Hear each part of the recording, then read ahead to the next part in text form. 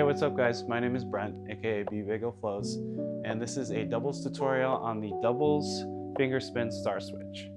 So, for the sake of this tutorial, you need to know how to do finger spins with both hands at the same time. And in this tutorial, I'm going to be spinning inwards with my dominant hand and outwards with my non-dominant hand. So go ahead and start those finger spins up.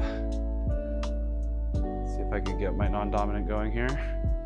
And so the baseline for this trick is just holding two finger spins like this. And you're going to toss each star from your dominant hand and your non-dominant hand over to the other hands. And you're switching them in midair, like so. You catch them in finger spins with both hands. So outwards with your non-dominant becomes inwards with your dominant, and vice versa. This is something you can do really quick if you get good enough at it. As long as you can keep the momentum going in the finger spins with both stars. You toss each star up and then continue the finger spin with the other hand.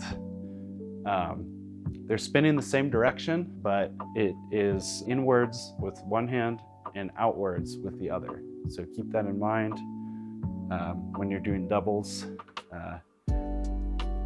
You don't want to start inwards with both hands and do this trick because it would be a direction switch in spinning when you toss them in midair.